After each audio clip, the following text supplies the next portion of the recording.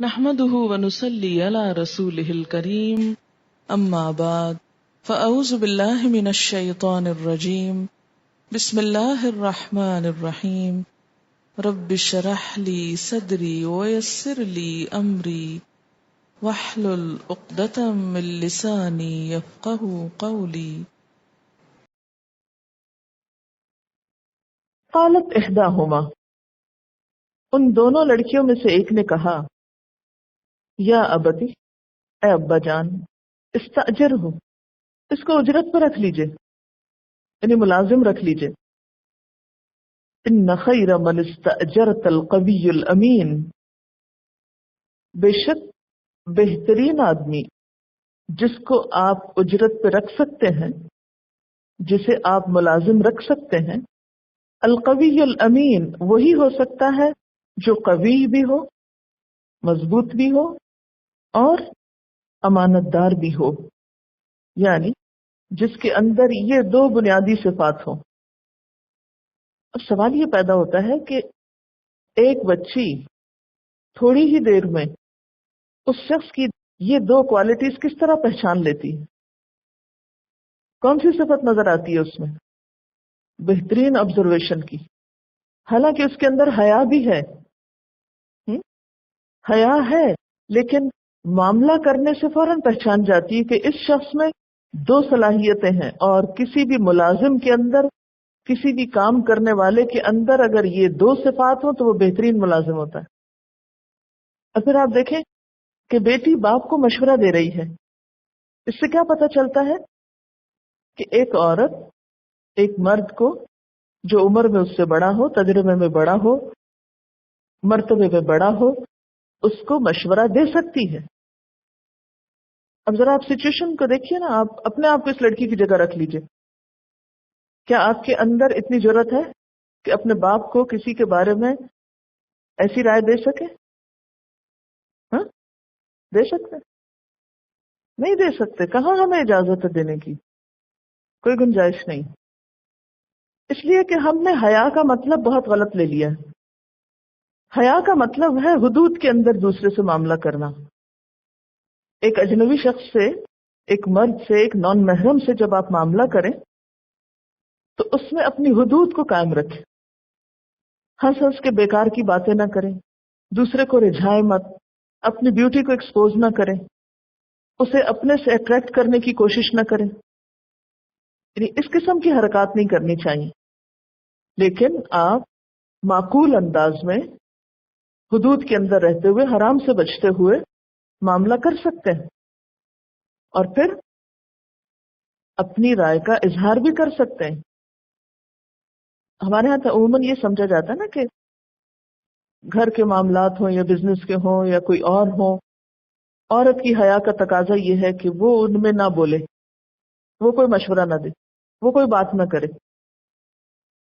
یہاں حیا بھی ہے لیکن معقول آبزرویشن بھی ہے، اچھی سمجھ بھی ہے، اچھا مشورہ بھی ہے۔ اب آپ دیکھیں کہ یہ دو صفات ہیں کیا؟ نمبر 1 القوی اور نمبر 2 الامین۔ یہ دو صفات پیچھے بھی کہیں گزری ہیں، یاد ہے آپ کو؟ یوسف علیہ السلام کے باب میں وہاں کیا تھا؟ یوسف علیہ السلام نے خود کہا تھا، آیت نمبر 55، حفیظ علیم کہا تھا انہوں نے کہ میں حفیظ علیم ہوں، حفاظت بھی کروں گا، جانتا بھی ہوں۔ اور یہاں القوی الامین ہے، وہاں پر کام کی نوعیت مختلف ہے، وہ دفتری کام ہے اور یہاں بکریاں چرانے کا کام ہے، تو اکارڈنگلی صفات بھی مختلف ہیں، لیکن ایک صفت دونوں میں مشترک بھی ہے۔ حفیظ اور امین آلموسٹ ایک ہی معنی میں استعمال ہوتا ہے، امانت دار مراد ہے دونوں سے۔ سورۃ نمل کی آیت 39، وہاں بھی بالکل یہی صفات ہے، کیونکہ یہاں بھی کیا کرنا ہے؟ اس کو تخت اٹھانا ہے، قوت والا کام ہے، جسمانی طاقت کا مطالبہ کرتا ہے۔ وَإِنِّي عَلَيْهِ لَقَوِيٌّ أَمِينٌ۔ اب آپ دیکھیے کہ کتنا بہترین کرائیٹیریا دے دیا گیا نا کسی کو جاب دینے سے پہلے اس میں کیا دیکھا جائے، کیا پرکھا جائے. اگر تو کوئی مینول کام کرانا ہے، کوئی جسمانی مشقت کا کام ہے، تو اس وقت آپ اس شخص کی جسمانی صحت، اس کی قوت، اس کو دیکھیں گے، اور ساتھ امانت ہوگی. اور اگر کوئی شخص دفتری کام کرنے کے لیے رکھ رہے ہیں تو اس میں اگر جسمانی طور پر کوئی شخص بہت قوی نہیں بھی لیکن علیم ہے، خبیر ہے، اپنے معاملے کو جانتا ہے اور کام کر سکتا ہے، اور ساتھ امانت ہو، تو بہت عمدہ. تو گویا دو صفات، honesty and hard working attitude, یہ تمام ضروری صفات کی جامع ہیں، یعنی ان میں باقی صفات بھی جمع ہو جاتی ہیں. اگر کسی انسان کا انتخاب کرنا ہو یا اس کے لیے کوئی معیار مقرر کرنا ہو تو ان دو لفظوں سے بڑھ کے کوئی معیار نہیں ہو سکتا. لیکن آج کل کیا ہوتا ہے، سرکاری عہدوں وغیرہ کے لیے، جابز کے لیے عموماً کام کی صلاحیت نہیں دیکھی جاتی، اس کے برعکس ڈگریاں دیکھی جاتی. ایک شخص کہیں سے جعلی سرٹیفکیٹ لے آیا یا اصلی لایا، بس کسی اور نے اگر اس پہ دستخط کیے ہوئے ہیں تو یہی اس کی شناخت ہے اور یہی کچھ کافی ہے. خصوصی طور پر دیانت اور امانت کی طرف توجہ نہیں ہوتی. نتیجہ کیا نکلتا ہے، ہمارے دفتروں کے ماحول میں کام ہو نہیں پاتا. کوئی کام آپ کسی کو دیں، وہ کر کے واپس ہی نہیں لوٹائے گا، حتیٰ کہ اتنا بھی نہیں بتائے گا کہ اس کو کوئی کام دیا بھی گیا تھا. یا پھر یہ کہ وہ فائلوں پہ فائلیں جمع رہتی ہیں، لوگ باہر دھکے کھاتے رہتے ہیں، سارا سارا دن دفتروں کے باہر کھڑے رہتے ہیں. پھر اسی طرح رشوت لے کے کام کیا جاتا ہے. پھر اقربا پروری ہوتی ہے کہ اپنے رشتہ داروں کا اور جاننے والوں کا کام جلدی نکال دیا اور باقی لوگ جو ہیں وہ کھڑے رہے. یہ سب کچھ کیوں ہو رہا ہے؟ اس لیے کہ دین کے اس اصول پر عمل نہیں ہو رہا. بنیاد اور جڑی غلط ہے تو آگے کیا درست ہوگا؟ اس میں ایک اور بہت اہم بات یہ نکلتی ہے کہ عموماً جس کے پاس قوت ہوتی ہے وہ پھر امانت کی پرواہ نہیں کرتا. وہ اپنے آپ کو عقل کل سمجھ لیتا ہے یا اوور کانفیڈنٹ ہو جاتا ہے، اور نتیجتاً وہ امانت کی صفت سے عاری ہو جاتا ہے. اور بعض لوگ امانت دار تو بہت ہوتے ہیں مگر اتنے سیدھے سادے ہوتے ہیں کہ کوئی کام کرنا نہیں جانتے. تو ایسی امانت بھی پھر زیادہ فائدہ نہیں دیتی آپ کو. تو یہاں پر وہ بچی جو ملازمت کے لیے ایک کرائیٹیریا دے رہی ہے باپ کو، وہ کیا ہے؟ ایک طرف وہ قوت والا ہے اور دوسری طرف امانت دار ہے.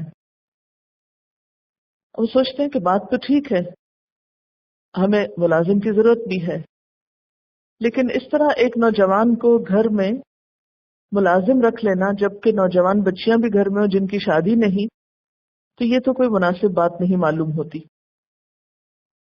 اس پر وہ ایک حل نکالتے ہیں کہ کیوں نہ اپنی بیٹی کی شادی اس لڑکے سے کر دی جائے. قال انی اريد ان انكحك احدى ابنتي هاتين. باپ نے کہا میں چاہتا ہوں کہ اپنی ان دو بیٹیوں میں سے ایک کا نکاح تمہارے ساتھ کر دوں. لڑکی کا باپ خود شادی کی آفر کر رہا ہے. ہمارے یہاں یہ بات بہت مایوب سمجھی جاتی کہ لڑکی والے کبھی لڑکے والوں کی طرف رشتہ لے کر جائیں. ہمارے کلچر میں اس کو پسند نہیں کیا جاتا. لڑکی والوں کے پاس یہ حق ہی نہیں کہ وہ اپنی بچی کی شادی کسی لڑکے سے کرنے کی خواہش کا اظہار بھی کریں. لیکن ہمارے دین میں اسے ناپسندیدہ نہیں قرار دیا گیا. یہ رسم ہماری خود ایجاد کردہ ہے. ہم دیکھتے ہیں کہ حضرت خدیجہ رضی اللہ تعالی عنہا نے خود پیغام ایک طرح سے بھجوایا تھا. یعنی آپ کے پہلے نکاح کے لیے پیغام حضرت خدیجہ رضی اللہ تعالی عنہا کی طرف سے آیا تھا. اب آپ کہیں گے وہ تو بیفور اسلام تھا، لیکن اس کے بعد بھی آپ دیکھیں کہ حضرت حفصہ رضی اللہ تعالی عنہا کے نکاح کے لیے حضرت عمر رضی اللہ تعالی عنہ نے خود آفر کی تھی حضرت ابوبکر رضی اللہ تعالی عنہ کو، حضرت عثمان رضی اللہ تعالی عنہ کو، لیکن انہوں نے آگے سے جواب نہیں دیا تھا کیونکہ انہیں معلوم تھا کہ آپ صلی اللہ علیہ وسلم نے اس بات کا کہیں ذکر کیا ہے. اب دیکھیے کہ اگر ہم فطرت پہ لوٹ آئیں تو ہمارے کتنے مسائل حل ہو سکتے ہیں. لیکن جتنی زیادہ خود ساختہ رسموں کو ہم نے اپنے اوپر مسلط کر لیا، یعنی خود ہی بنایا، خود ہی اس میں اپنے آپ کو جکڑ لیا. یہ بالکل ایسے ہی جیسے کوئی شخص رسی بنائے اور پھر وہ رسی اپنے پاؤں میں باندھ لے. یعنی تصور کر سکتے ہیں کہ کوئی شخص اپنے ہاتھ پاؤں خود رسی سے باندھ رہا ہو، یا لوگوں کو کہیں آئیں ذرا مجھے باندھ دیں. تو یہ جتنی بھی ہماری معاشرتی رسمیں ہیں بیکار قسم کی، یہ بالکل ایسا ہی عمل ہے. خود کو پیش کرتے ہیں ہم رسیوں سے بندھوانے کے لیے، یا پھر اپنے آپ کو خود بھی باندھتے رہتے ہیں. اور اس کے برعکس اللہ تعالیٰ نے ہم پر جو فرائض عائد کیے ہیں ان کی ادائیگی کی ہمیں کوئی فکر نہیں ہوتی. ان فرائض کو ہم پورا کرنا نہیں جانتے، وہ رسیاں کاٹ دی. جیسے نماز کی ایک پابندی ہے، زکوٰۃ کی پابندی ہے، اور کچھ پابندیاں ہم پر، ان کی پرواہ نہیں، کیونکہ ہم دوسری پابندیوں سے نکل ہی نہیں پاتے. اللہ کی غلامی میں کب دیں اپنے آپ کو؟ قال انی اريد ان انکحک احدی ابنتی ہاتین علی ان تأجرنی 8 حجج. اب دیکھیے کہ ساتھ شرط بھی پیش کرتے ہیں. شرط یہ ہے کہ تم میرے پاس 8 سال کام کرو. فإن اتممت 10 فمن عندک، پھر اگر تم پورے کرو 10 تو تمہاری طرف سے ہے. تم چاہو تو ایسا بھی کر سکتے ہو، یعنی اگر مزید رکنا چاہو تو بھی رک سکتے ہو. یہاں سے ایک بات تو یہ پتہ چلتی ہے کہ صرف مکان ہی نہیں، انسان بھی سروسز کے لیے ہائر کیے جا سکتے ہیں. کیونکہ استاجرتا میں یہی بات آ رہی ہے.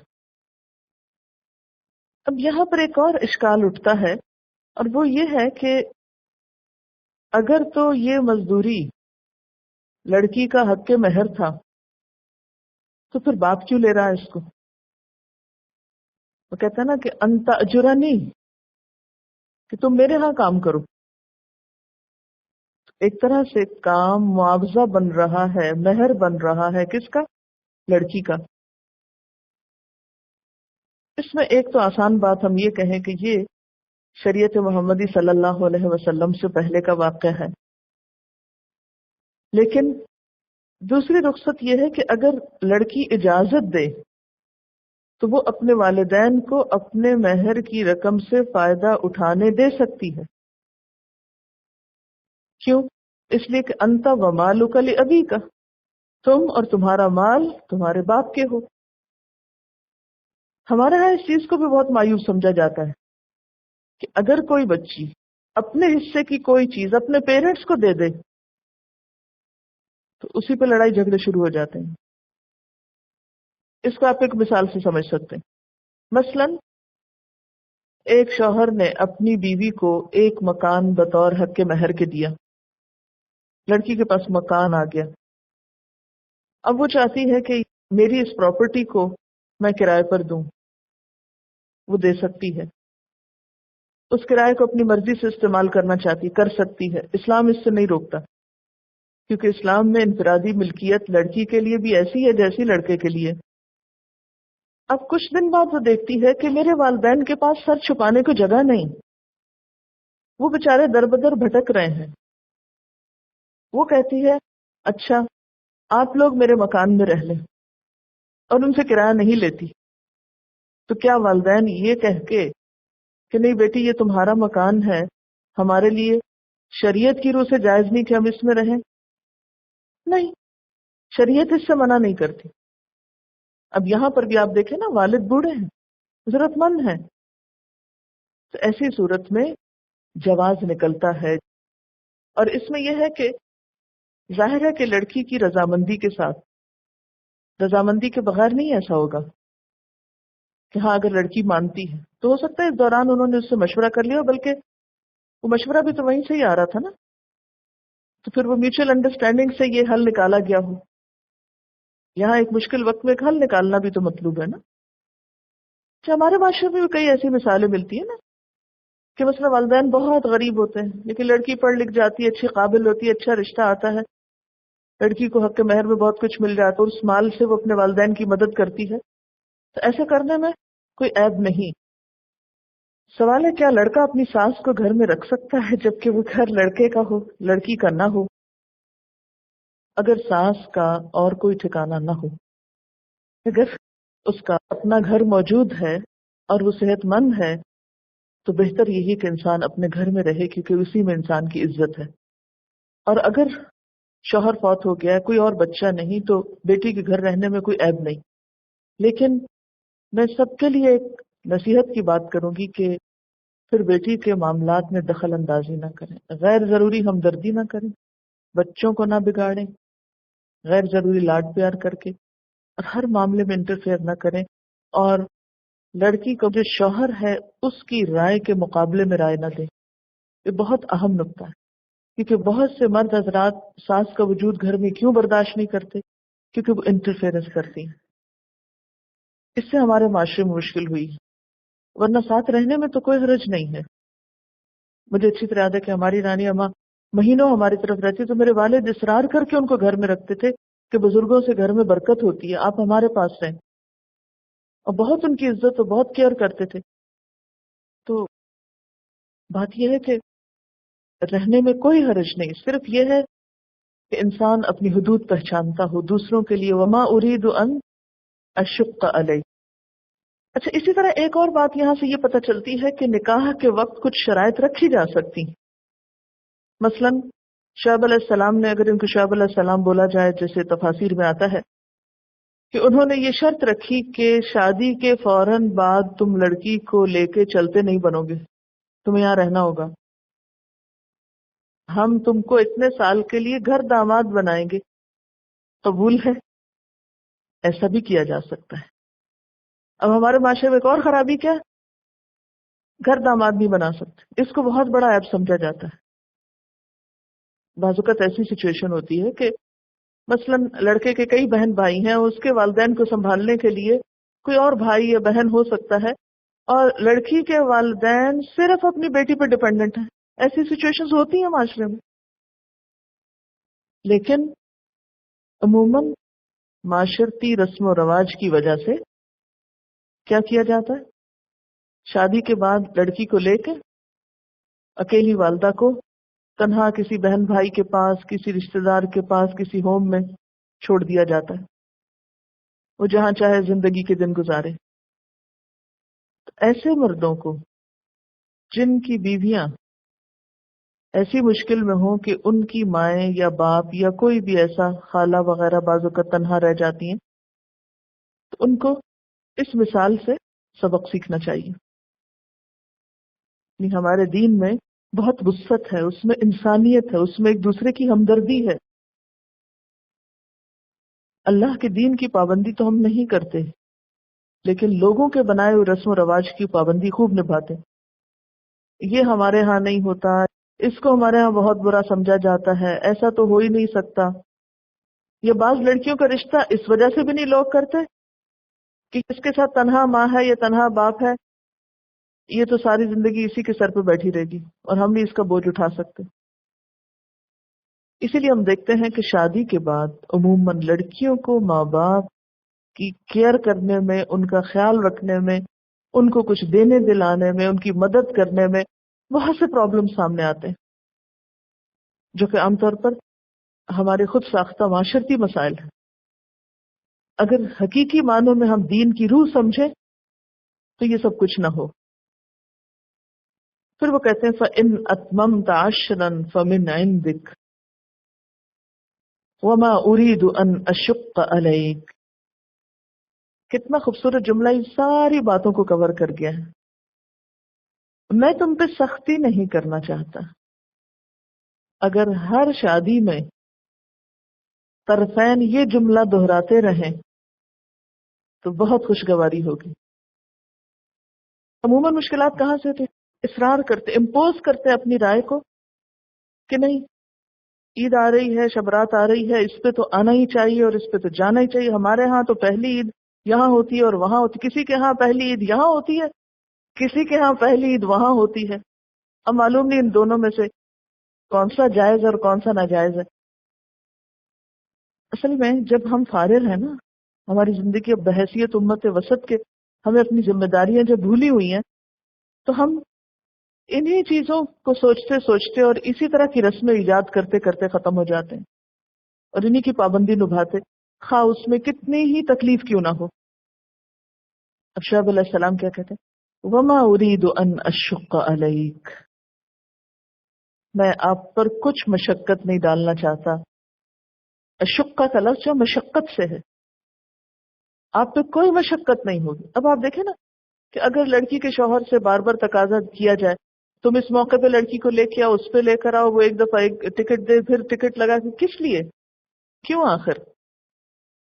کیوں دوسرے کی جیب پہ بوجھ ڈالا جائے؟ کیوں دوسرے کے اوقات میں حرج کیا جائے؟ یعنی اس طرح کی چھوٹی چھوٹی چیزیں جو ہیں، اور اب الحمدللہ اتنی سہولتیں ہو گئی ہیں، فون پہ بات ہو سکتی ہے، ایک دوسرے کا حال برابر معلوم ہوتا رہتا ہے. ساری زندگی آپ کے ساتھ ایک بچہ رہا ہے، اگر کچھ دن سسرال میں رہ لیے تو کون سی قیامت آ گئی؟ کچھ مشکل نہیں. اب بہت سی مائیں جب بچیاں گھر میں ہوتی کوستی رہتی ہیں، دن رات روتی رہتی ہیں کب شادی ہوگی. جب شادی ہو کے جاتی ہے پھر کہتی ہیں آتی کیوں نہیں، کسی حال میں ہم راضی نہیں. ایسے سب لوگوں کو کسی کام لگا دینا چاہیے. ستجدنی انشاء اللہ من الصالحین، ان قریب تم پاؤ گے مجھے انشاءاللہ صالحین میں سے. یعنی میرے ساتھ معاملہ کر کے تمہیں کچھ مشکل نہیں ہوگی. کتنا خوبصورت معاملہ کرنے کا انداز ہے. معاملات کے اندر اگر یہ حسن آ جائے تو زندگیاں بہت آسان ہو جائیں، زندگیاں خوشگوار ہو جائیں.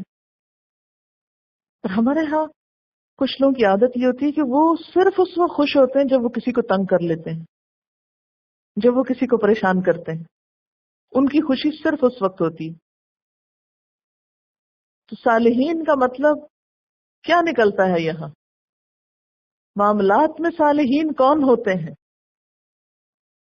لکھیے اپنے بس سوال، معاملات میں صالحین کون ہوتے ہیں؟ ہم صالحین کا خیال جب اپنے ذہن میں لاتے ہیں تو ہمارے نزدیک صالح انسان کی پہچان کیا ہوتی ہے؟ ہم اس کو صرف عبادات تک ریسٹرکٹ کر لیتے ہیں. فلاں شخص بہت صالح ہے، تہجد پڑھتا ہے، دن رات قرآن پڑھتا ہے، بہت صالح ہے، الہدا جاتا ہے. یہ نہیں ہے صالح انسان کی ڈیفینیشن. صالح انسان صرف وہ نہیں ہوتا جو تہجد پڑھے یا کوئی دینی کام کر رہا ہو. معاملات میں صالح انسان کون ہوتا ہے؟ اور معاملات میں اچھا ہونا بھی صالح ہونا ہے، صالحین کی پہچان ہے. یا صالحین کے لیے ضروری ہے کہ انسانوں کے ساتھ معاملے میں اچھے ہوں. اور اس کی چند ایک علامتیں بتا دیتی ہوں، تفصیلات کا اس وقت موقع نہیں ہے. مثلاً یہ کہ جھگڑا نہ کیا جائے، اذیت نہ دی جائے، معاملات میں سختی نہ برتی جائے. مثلاً اگر آپ تہجد تو پڑھتے ہیں لیکن بات بات پہ جھگڑا کرتے ہیں، چھوٹی چھوٹی چیزوں میں دوسروں کو اذیت دیتے ہیں، معاملات میں آپ کے اندر اتنی ریجیڈیٹی ہے کہ جو آپ بس ایک دفعہ کہہ دیں اس سے ہٹتے ہی نہیں، یا پھر رسم و رواج کی ایسی پابندی ہے، وہاں ریجیڈیٹی ہے کہ ان سے ہلنے کا نام نہیں لیتے، تو یہ آپ کس قسم کے صالح ہیں؟ ستجدنی انشاء اللہ من الصالحین. اس پر قال موسیٰ علیہ السلام کہتے ہیں ذالک بینی و بینک، یہ معاملہ میرے اور آپ کے درمیان طے ہو گیا، یہ باتیں ہم دونوں نے اتفاق کر لی.